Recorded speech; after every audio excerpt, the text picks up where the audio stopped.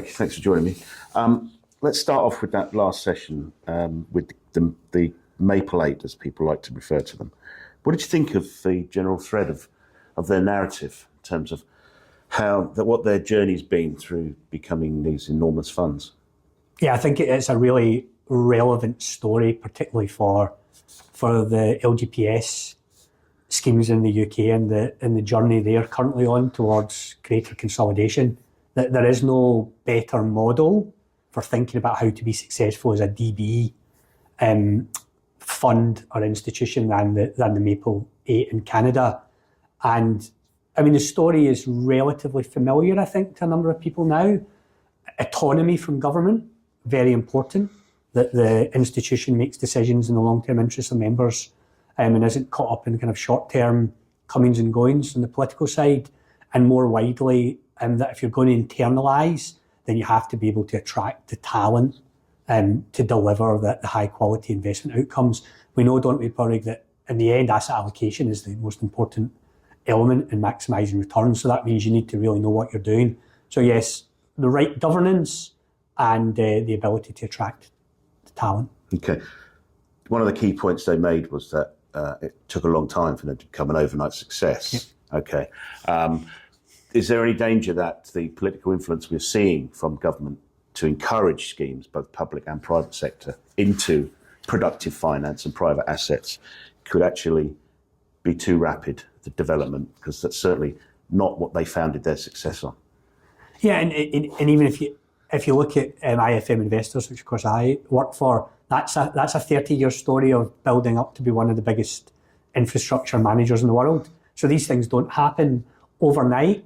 I think you're right to say that government needs to be careful about the implications of its policy agenda. Hopefully they are careful about that. I thought the pension minister's speech yesterday, he was, my sense was very aware that change has to be managed carefully. I think in the LGPS side, I mean, the funds we've had that 10-year process of pooling, which George Osborne began, and they've made some pretty good progress. So it's maybe evolution more than revolution, and I certainly think getting to that stage where you've got bigger pools that are making asset allocation decisions and can really drive forward those economies of scale, and able to retain and hire the right investors. It's I think it's exciting, actually. Mm-hmm. You raised an interesting point there with George Osborne. That was a spectacular failure in the end because the funds were sold off dirt cheap, but that was arguably because they weren't made investable. The assets weren't really built for the pension schemes. So how do we make these assets investable for pension schemes and other institutional investors with that same kind of very long-term horizon? Yeah, I think you're referring to PIP, Pension Investment Platform, which, yes, where 5 funds came together from memory and created a kind of collective vehicle, a sort of mini UK IFM in a sense. And I think there's a whole story of PIP's rise and then its demise, which has to be taken into account by policymakers. I think it's a really good shout to raise it. But I think if you're going to have eight pools, significant pools, say it's a £400 billion system, that's getting you some pretty good scale right away. Beyond that, there's GLL already, which is the kind of infrastructure platform for some of the LGPS. So there's a few examples out there of these kind of collective entities which try and bring even greater scale to investing. I think it's worth thinking about those kind of institutions and the role that they might play, especially when you think about the National Wealth Fund. If that really becomes a force, then that kind of transmission mechanism for getting pension money into the economy, it's going to play a role. But who represents the funds in that kind of conversation? But the real thrust of your question around the successful examples of taking time, is there a danger that the UK, through government intervention, is pushing it too quickly? I think you've got to take into account where the UK is, especially on the DC side. Scale is a prerequisite of delivering world-class outcomes. And, the evidence is pretty clear on that. So I think it's reasonable for government to potentially want to move quickly to scale up DC with a view to having a broader asset allocation. I say my view is that that actually the productive finance agenda and the member first agenda, fiduciary duty, are compatible if defined as more diversification. And then diversification is what they talk about it being a free lunch in asset allocation. I think it's reasonable to say that DC auto-enrollment's done really well. But I mean, Nest's a good example, isn't it? It's been diversifying for a number of years now into private markets to try and provide that smoother journey, less volatility. And I think that's reasonable. So I think there is a way to for this to be a success all round, and that's kind of unusual in policy making. But there's still a few hurdles to be jumped, to say the least. You just raised another interesting point there. I mean, will the relationships you're building now within the UK influence the kind of governance structure that you operate, or is it more likely that they are seeking the kind of structures you've got, the Canadians have got, to strengthen what they're already doing, but to build the scale that everyone seems to be wanting to achieve? Yeah, it's interesting, Padraig, because IFM's governance structure is pretty straightforward in this sense. There are the owners, which were 17, and now you've got Nest. So there's nearly 20 pension funds, Australian industry funds plus Nest, but the board does not have representation of the owners. The board operates independently of the owners, and that's something I think that's, when you think about these kind of institutions, is important. These sort of pooled institutions, collective institutions of different pension funds coming together potentially. My sense is that it's important the board can operate independently of the funds that make it up. So that's certainly been successful for IFM. Maybe PIP I don't think was constituted on that basis. So there's maybe a lesson there. And IFM, for us, Nest coming on board as an IFM owner is significant in a number of ways. Firstly, it's the first pension fund who's become an owner that isn't Australian. So you're by definition, broadening the perspective. Now, IFM's European headquarters is in London. There's only 200 people.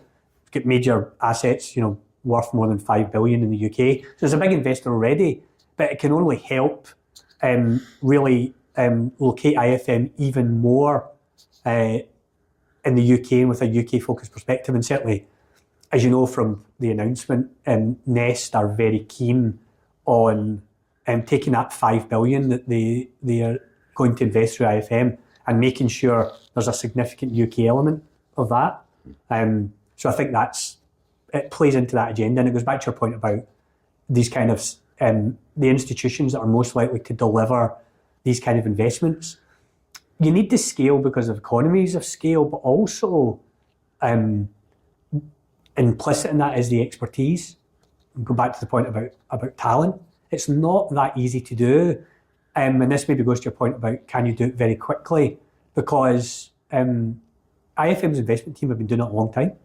And they've been there a long time. There's not been a lot of exits. So you really get good at what you're doing. You perfect it.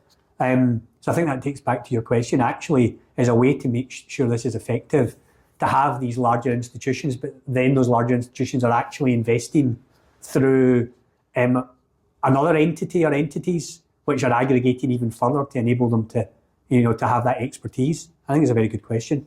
I will say, IFM, when it began, the funds were owned that were all very small. They were just beginning, and they were all starting from exactly the same place. I think what's slightly different in the UK is, in the DB side, it's kind of mature, and on the DC side, they're not all. There's different flavours of institution, isn't there? Whether they're not-for-profit pension funds or they're pension providers or something in between. I think it's probably harder to get that alignment. That's where, taking it back to Nest becoming an owner of IFM, critical to that deal is the alignment. Nest's view of the world is very similar to IFM's owners. Okay, well, talent was my next question anyway. They made no bones about the fact that Canadian funds in the PLSA session, that part of their success was built on internal expertise, and in order to attract that expertise, they have to pay commercial rates. They actually run the funds like a business. Is there any danger that people that are clients today could eventually become competitors for the very people that you need to continue the success you've had in the last 30 years? I think it's a very, very good question. I think that's possible, for sure, as you get major pension institutions. Often they do more internal management. I think IFM would take the view it's the size and scale now, the fourth biggest infra manager in the world, that expertise is always going to be looked upon with favour by highly skilled institutions. But it's certainly like consolidation is a public policy good, and I think that's the starting point. And then the investment managers of whatever flavour basically need to respond. So I think you see more co-investment. So I over time, when you look around the world, that's what the big pension funds want. They want co-investment. They want those deep strategic partnerships. I think the Nest deal can be seen in that light. It's more than that because Nest has become an owner, but it can also be seen as that strategic partnership based on alignment and co-investing in major assets, because it is very competitive for assets. It's pretty hard to get into infrastructure. The ticket price is pretty big, and there's, as you know, it's a kind of global. It's a global sector. Mm-hmm. Now you've already mentioned it, but I want to come back to it briefly, especially given your past. How do we keep politics out of pension fund governance, given the highly volatile and shifting geopolitical situation we have globally at the moment? And then also, how do we avoid things like Thames Water almost being forced by basket cases?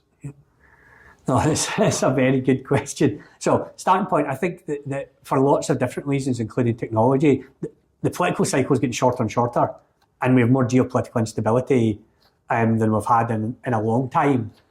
We're seeing that recently in the kind of defence, increase in defence spending, and kind of comment about that in terms of pension funds and so on. My view would be the government should proceed with its what seems to be its approach. When the pensions bill's published, we'll know more, I guess. But to move quite quickly to create these significant institutions in DC and DB, and then get out the way, would be my view. And that autonomy is really, really important. Really important. It's just critical because you have to do it for the long-term benefit of the members. Now, I mean, we both know, right? Given the amount of public money that's gone in pensions tax relief over decades, I think it's entirely legitimate for government to have an interest in, say, there's a public policy agenda, potentially beyond just pension funds' role is to deliver returns. But governments of all stripes need to be very careful about, how they deliver that. And the Canadians are facing a challenge right now, as we know, which is they've got a very diversified approach, global approach, and Canadian politicians are saying, why are you not investing more in Canada? In Australia, politicians are saying, why are you not investing more in Australia? So maybe it's worth seeing it in that wider kind of lens of, that awful word deglobalisation.